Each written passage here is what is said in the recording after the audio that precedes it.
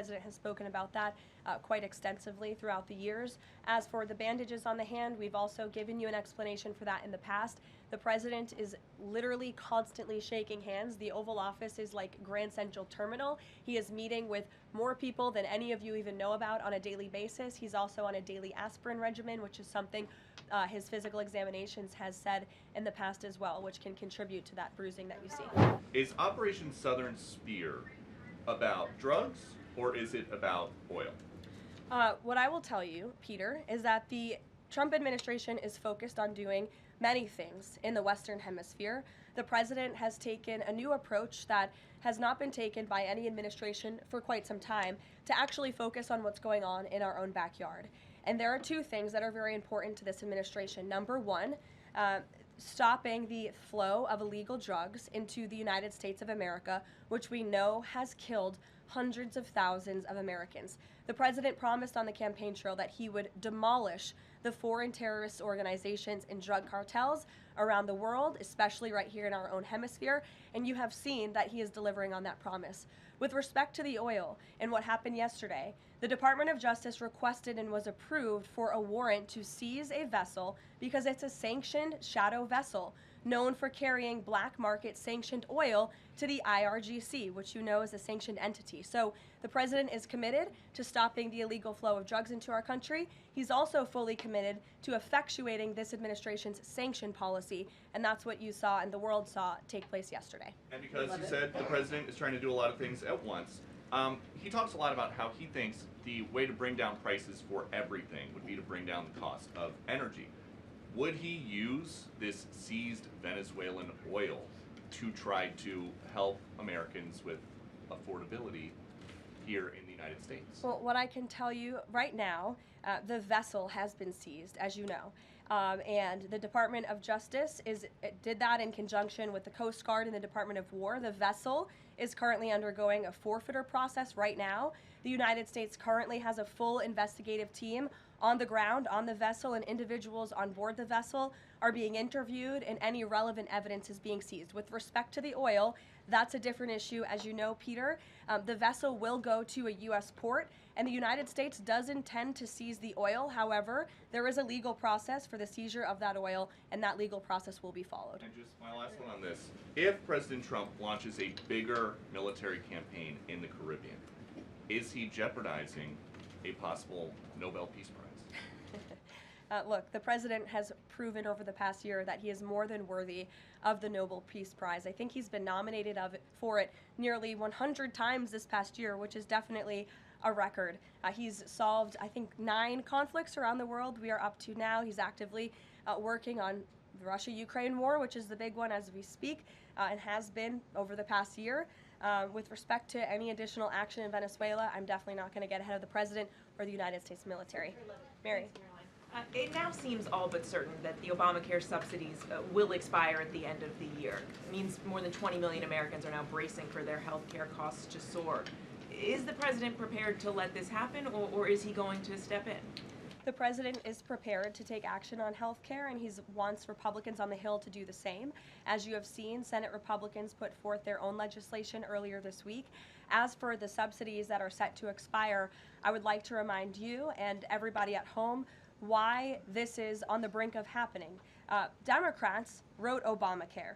They passed it without a single Republican vote, and then they ballooned it with these expensive COVID subsidies that completely distorted the health insurance market. And then they doubled down, extending those subsidies and setting their own expiration date right now in 2025, which the administration is obviously well aware of, and we are working, the president is working with his healthcare policy team here at the White House, as well as Republicans on Capitol Hill, to find a solution. You said he's working to find a solution. He wants to see a solution to lower health care costs. He does. But these subsidies are expiring at the end of the year. So what is the plan, and what is he going to do to put this in place in the next 2-3 weeks? You'll hear more from the president and from the White House on that very soon. As for wanting a solution to lower healthcare costs, I'm glad you said it, because the president is doing just that. He has made unprecedented progress towards lowering healthcare costs in this country and drug prices. He's secured numerous most favored nation drug price deals, with many more to come. As you know, the One Big Beautiful Bill, the working family tax cut, significantly expanded access to health savings accounts for those on Obamacare. Again, a Democrat written program and approved program, which has led to higher healthcare costs in this country. So it goes back to the issue of affordability. Democrats are now pretending they want a solution to this issue, but they created the problem. The president and Republicans are currently coming up with creative solutions and ideas to lower healthcare costs for the American people, and you'll continue to hear more from them on that. Before these subsidies expire? I just said you're going to continue to hear more from the president and Republicans on this issue, I'm sure. Sure, Bloomberg, go ahead. Thanks, Caroline. The president said he was going to be holding a call with the leaders of Thailand and Cambodia. Have those calls taken place? Is there a readout you can share? The president has not yet engaged in those calls, and when he does, I'm sure you'll hear from him directly, as you always do, after foreign leader calls or from somebody here at the White House. I do know, with respect to the conflict in the peace deal in Thailand and Cambodia and some of the conflicts you've seen arise, reports of that in the press over the past couple of days. The president addressed it in Pennsylvania. The administration is obviously tracking this at the highest levels and is very much engaged. I spoke with Secretary Rubio about it this morning. And will senior U.S. officials be meeting Saturday with European and Ukrainian officials to discuss the peace plan? Look, the United States and the Trump administration continues to be very much engaged in trying to bring the Russia-Ukraine war to an end. The president had a call with Europeans yesterday. His special envoy Witkoff and his team continue to talk with both sides literally as we speak.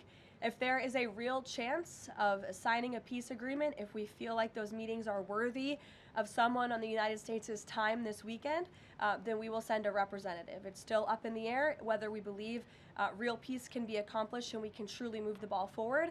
The president is extremely frustrated with both sides of this war, and he's sick of meetings just for the sake of meeting. He doesn't want any more talk. He wants action. He wants this war to come to an end. And the administration has spent more than 30 hours, just in the past couple of weeks, meeting with the Russians and the Ukrainians and the Europeans and speaking with them as well. So we'll see about the meetings this weekend, and stay tuned. President read President Zelensky's latest proposal that was sent over yesterday. He's aware of it, yes. Ed. Thanks, Caroline. So the Fed chairman, the president says that he's interviewing candidates. So I just want to be clear. So the pick has not been locked in. And could we get an announcement before Christmas? I know every business outlet in the world is just chomping at the bit for a scoop or something on this Fed chair announcement. I'm not going to get ahead of the president. I know there's been a lot of reports about potential meetings this week with potential candidates. Look, as always, this is a decision the president himself is going to make. And I know there's a lot of reporting out there from anonymous sources who claim to know something. I would wait and see what the president himself does and announces, and I certainly won't be the one to get ahead of him on that. On the economy, can I ask you about a Michael, go ahead. On the next Fed chair, does the president have an expectation that his pick will lower interest rates next year to his liking? I think the president has been quite clear about what he believes the Fed should be doing, which is lowering interest rates. I know there was a quarter-point reduction this past week, and the president was pleased to see that, but he thinks more should be done. Philip. Thank you, Caroline. On these advanced NVIDIA H200 chips, why is the president willing to allow China to have access to one of America's chief technological advantages? Look, I will tell you just a couple of things. The president put out his own statement on this, which I do think highlights his exact thinking. What you see from the president on Truth Social is most of the time what you hear from the president behind closed doors privately. He told President Xi that NVIDIA will only be shipping H200 products to approved customers in China under conditions that will allow for continued strong national security.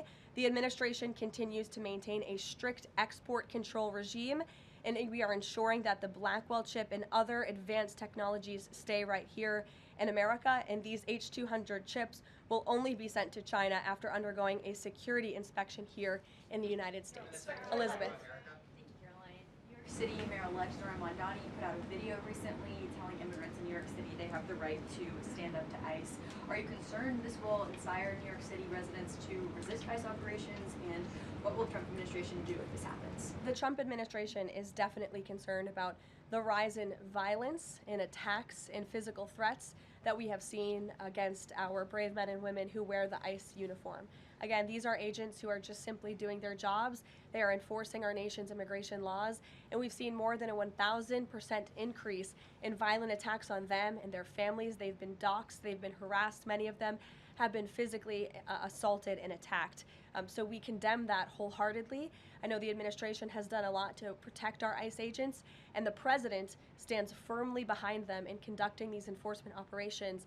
And there's a lot of talk from Democrat politicians in New York, but the Trump administration will continue to do our jobs in every state, and that's to remove illegal aliens and public safety threats from American communities. Sure. Thank you. I'll go to the gentleman who's very eager, and then to you. Thank you so much. Obviously, Jasmine Crockett, who the president has openly criticized, just entered Texas' Senate race. I asked Mike Johnson, who said that Texas largely supports the president. Crockett, on the other hand, says that Trump is an example of extremism. She says that her support is a referendum on Trump. I'm curious to get your thoughts on this. And has Trump made any statements since she's announced her candidacy? Not to my knowledge, as you know from the White House podium, as a government employee, I'm not privy to comment on future elections, but I do think the president has made his thoughts on Ms. Crockett quite clear, and I do believe he thinks she is wholly unqualified for the office that she is seeking.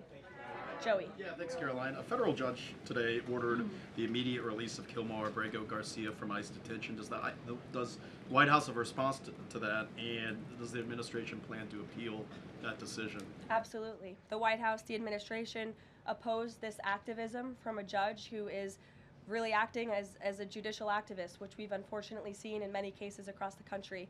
Abrego Garcia is present in our country illegally. He is a proven human trafficker. He is a proven gang member. The administration has evidence of that.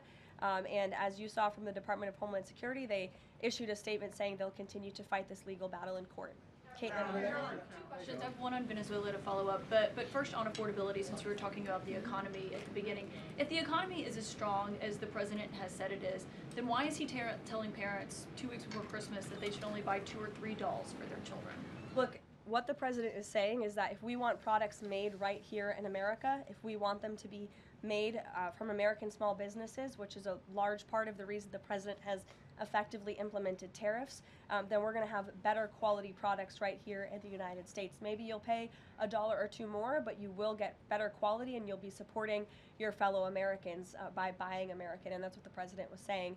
Again, with respect to affordability, every economic metric, Caitlin, and I wish you would report more on it, does in fact show that the economy is getting better and brighter than where it was under the previous administration. I will repeat, inflation as measured by the overall CPI has slowed to an average 2.5% pace. Real wages are increasing, roughly $1,200 for the average worker. Gas prices are down in almost every single state across the country. Again, in 22 states, it's below $275. You look at the tax cuts, those are going to go into effect next year. So the best is yet to come. The president is digging our country out of the economic hole that the previous administration put us in, and that's what he's talking about. It was a year ago, as you know, and grocery prices have been up. So we've covered the economy, but there's mixed signals in terms of what that looks like. But on inflation is down from where it was. As measured by the overall CPI, it has slowed to an average 2.5% pace. This is down from what the president inherited. The president inherited 2.9% in January. Today it's at about 2.5%. So we're trending in the right direction with more to come. And I would remind you, when President Trump left office in his first term, inflation was 1.7%. And the previous administration jacked it up to a record high 9%. So again, in 10 months, the president has clawed us out of this hole. He's kept it low at 2.5%, and we believe that number is going to continue to decline, especially as energy and oil prices continue to decline as well. It wasn't high under Biden. They're just saying it's not. Well, nobody reported on it being high under Biden. My predecessor was standing at this podium, but now you want to ask me a lot of questions about it, which I'm happy to answer. But I will just add, there's a lot more scrutiny on this issue from this press corps than there was. Well, and the previous administration said that too. My predecessor stood up at this podium and she said inflation doesn't exist. She said the border was secure, and people like you just took her at her word, and those were 2 utter lies. Everything I'm telling you is the truth, backed by real factual data, and you just don't want to report on it because you want to push untrue narratives about the president. Go ahead. I'm not going to take your follow-up. Go ahead. Is the White House optimistic about the upcoming redistricting vote in Indiana, and how We'll see how the vote plays out. That's a political matter and, frankly, a legal one, and I won't comment on it here. Brian. Thank you, Caroline. I'm going to go back to the Fed. I have two topics I just want to address with you. The first one on the Fed. The president did say yesterday that he was meeting with Kevin Warsh. This is your favorite story in the world, Brian. It is our favorite story. The president said yesterday he was meeting with Kevin Warsh to talk about the Fed chair, an interview for a Fed chair role. Can you just say how that interview went with him? I won't comment on private meetings without the president's approval to do so. Okay. And the second thing is on the Netflix Warner Brothers deal. The president did address this also yesterday. He said that he believes that the sale of CNN should be attached to that deal with Netflix or with Paramount if anything happens down the road with them. Can you just explain what the president's planning to do going forward to continue to make that case similar to what he made yesterday? Well, I think the president's comments yesterday about the sale of CNN and new leadership is evidenced by my exchange with the CNN reporter in this room. Their viewership has gone down, their ratings has declined, and I think the president rightfully believes that network would benefit from new ownership. With respect to this deal, he has great respect for both companies who are bidding against one another, and I won't weigh in any further than that. In the back, go ahead. Thank you. I wasn't calling on either of you, but I'll take both your questions and then to you. Go ahead. I have two questions. One is South Korea, one on the Japan. First question, the recent U.S.-South Korea trade fact sheet made no mention of agricultural product. Does the United States want to completely open its rice and beef market to South Korea? And second question on Japan. China is using its military power to surround Okinawa, Japan. Is the United States concerned about the military conflict between China and Japan? And what action will the United States take? Okay. To your first question on South Korean beef exports to South Korea, I will check with our trade team and we will get you an answer on that. To your second question with respect to Japan and China, the president has a phenomenal relationship with the new Prime Minister of Japan, as you know. He was pleased to meet her when we went to Asia a couple of months ago, and they have spoken a few times since. They continue to be engaged with one another, and Japan is a great ally of the United States, as evidenced by their personal relationship and our continued trade relations with Japan. With respect to China, the president also has a good working relationship with President Xi, which he believes is a good thing for our country, and he believes that the United States should be in a position to have a good working relationship with China while maintaining our very strong alliance with Japan. Go ahead. Yesterday, President Trump was speaking about drug production in Colombia. He said that the president of Colombia better wise up or he's gonna be next.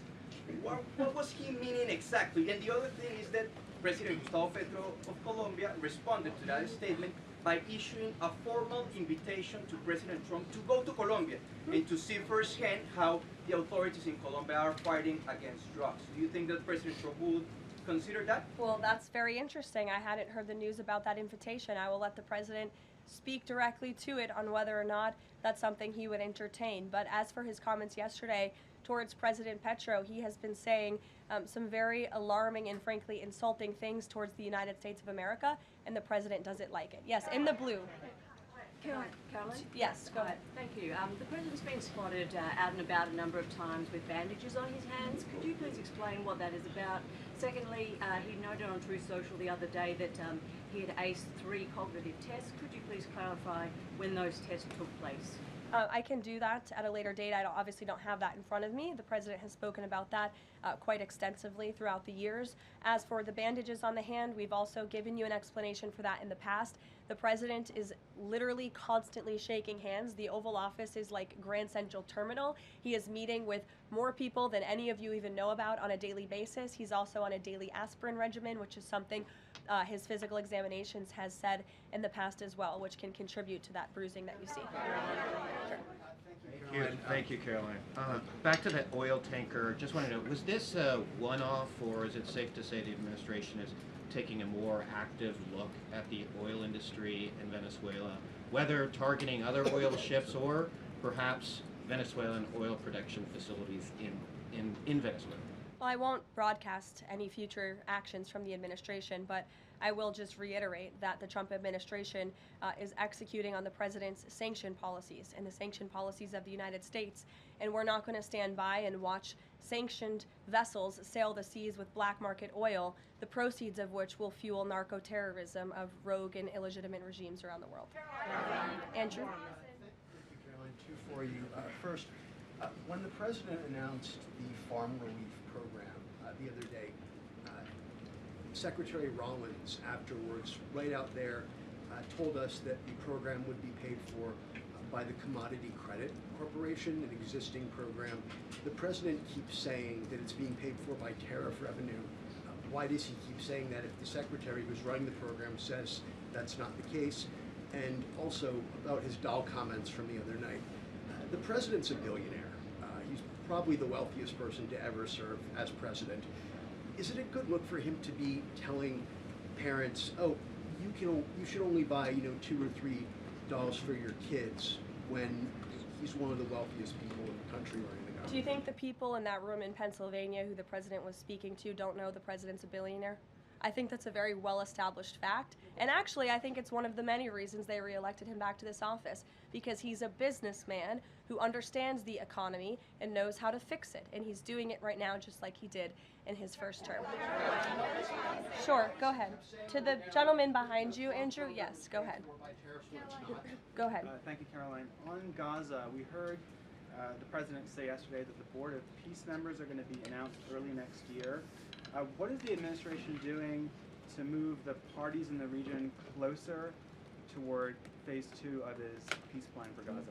Sure. Well, first of all, I would be remiss if I didn't highlight what a success it is that 10 months into the president's administration, you're asking me about a peace plan in Gaza, because that's a legitimate reality on the ground right now in the region. And it's only because of this president's leadership that that was able to take place, that all the living hostages were returned. All but one body of the deceased hostages has been returned, and we're still, of course, working on the last one. As for this next phase of the peace process, there is a lot of quiet planning that's going on behind the scenes right now for phase 2 of the peace deal. And when the United States is ready to make those announcements public on the Board of Peace, the ISF, and the Palestinian technocratic government, we will be making those announcements at the appropriate time. But the reason that, the negotiators and the teams on the ground have been rather quiet about this is because I spoke with them this morning. They are trying to be deliberate and thoughtful about this. Peace in Gaza, in the Palestinian Strip, is something, the Gaza Strip rather, is something that people have been trying to accomplish for 70 years. So, this is a complex problem, and this administration wants to be very thoughtful about it, and we want to ensure an enduring and lasting peace. And when those announcements are ready, they will be made. Sure. Thank you. There have been reports that Vladimir Putin called Maduro today to reaffirm his support. I wanted to ask if it is concerning to the president that Putin has given such a warm embrace to Maduro. I don't think that would be concerning to the president at all, no. I'll let him speak on it further. Spoken to Putin about that? He has not spoken to President Putin today, and I understand that call took place this morning, so the answer is no. Thanks. I have a question about the ACA, but just first very quickly clarifying Caitlin's question. You acknowledged that CPI in January when you took office was 3%, and in September, the last month for which we have data, it was also 3%, so inflation. No, it's 2.5%. Not in September, it was 3%. It's 2.5%, the average CPI right now. I have it in front of me. In President Trump's first 8 months in office, inflation as measured by the overall consumer price index has slowed to a 2.5 average pace. This is down from the 2.9% inherited in January. January is 1 month. Kelly, in the back. Okay, can I ask you about the ACA really quickly? There are a number of plans that are floating around on the Hill right now having to do with these premium subsidies that are about to expire. Which plan does the White House support? Again, I have told you now a few times that the president and the Republicans will continue to unveil creative ideas and solutions to the healthcare crisis that was created by Democrats. And I know Chuck Schumer is putting up a vote today. This is a political show vote. Chuck Schumer is not sincerely interested in lowering healthcare costs for the American people. He's putting this vote on the floor knowing that it will fail so he can have another talking point that he can throw around without any real plan or action. If Chuck Schumer actually wanted to lower healthcare costs, I'm sure the president would welcome him and his entire Democrat caucus to a legitimate coordination on the president's policies of bringing down drug prices, these most favored nation deals. Why hasn't Chuck Schumer ever come out in support of those? Those are going to legitimately, they already are, lower drug prices for the American people. And not a word from Chuck Schumer on it. So I think that just proves this is completely political. Kelly, go ahead. On Venezuela, does the president consider the seizure of the oil tanker an escalation or a step towards war with Venezuela? I think the president considers the seizure of the oil tanker as effectuating the administration's sanction policies, which I've already discussed previously. Potential invasion or potential land strikes in Venezuela aligned with the president's supporters, the MAGA base, does it risk the potential for a prolonged war and U.S. troops involved in that? Prolonged war is definitely not something this president is interested in. He's been very clear about that. He wants peace. He also wants to see the end of illegal drugs being trafficked into the United States and taking the lives of hundreds of thousands of Americans across our country. And he's thinking about that every day here at the White House. With every drug boat that is taken out by this administration, we are saving thousands of lives by deterring those drugs and stopping those drugs from flowing into our country. You will all, excuse me, you'll all hear, excuse me, you will all see the president tonight. He'll be making remarks at the Congressional Christmas Ball, which will be taking place here at the White House. And later this afternoon, he will be signing some congressional bills and executive orders that we, as always, will keep you apprised of. Thanks, guys.